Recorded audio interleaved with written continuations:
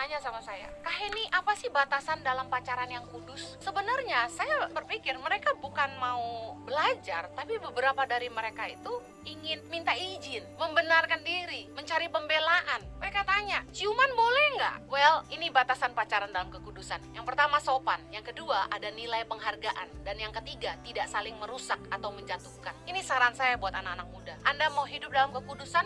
Jauhi titik rangsang. Apa itu Kak Heni? Jangan pura-pura nggak tahu. Kita semua punya titik rangsang yang berbeda. Ada orang yang dipegang jempolnya aja mungkin merangsang. Ya udah jangan sentuh jempolnya. Ada yang dipegang tangan aja udah gemeteran, udah langsung lupa diri. Udah jangan pegang tangannya. Ada orang yang mungkin dipegang pahanya jadi titik rangsang. Ya udah jangan pakai celana yang terbuka kalau pergi dengan pacarmu gitu kan. Jauhi titik-titik rangsang, jangan mencobai diri sendiri. Enggak Kak Heni, saya kebal. Baal sejauh mana? Ciuman nggak apa-apa Kak Heni, saya nggak merangsang. Really? Itu alasan. Kalau kita mau pacaran dengan kekudusan, saya selalu percaya gini, kita sopan, ada nilai penghargaan, dan kita tidak saling merusak atau menjatuhkan. Ketika kamu mencintai sesuatu, kamu akan menaruh nilai penghargaan yang tinggi di situ. Kamu akan jaga baik-baik. Saya pernah kasih contoh soal handphone. Kalau kita sayang sama handphone kita jaga baik-baik. Kalau jatuh aja kita sakit hati. Kenapa kalau kita bilang sayang, kita benar-benar cinta sama seseorang, kita nggak bisa memberi nilai penghargaan buat mereka. Kita nggak akan merusak atau menjatuhkan hal-hal yang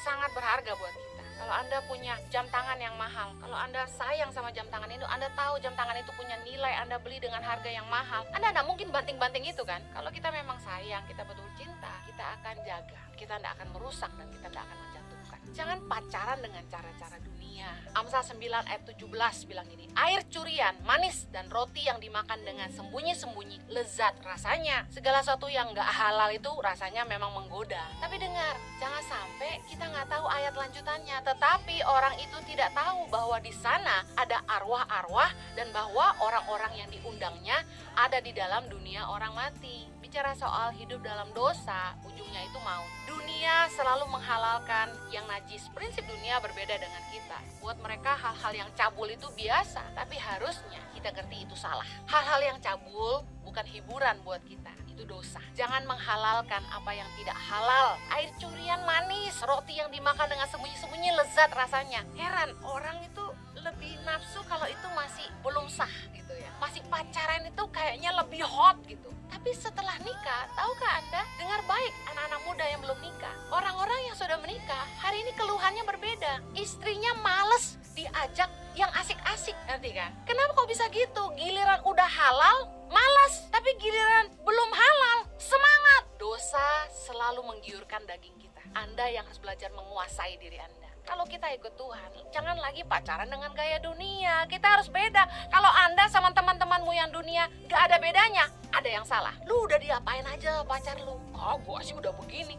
Gak perlu saingan begituan. Prinsip dunia dengan prinsip firman Allah pasti berbeda. 1 Petrus 1 ayat 16 berkata, sebab ada tertulis, kuduslah kamu sebab aku kudus. Tuhan mau sebagai anak-anak Tuhan kita jaga hidup kita kudus.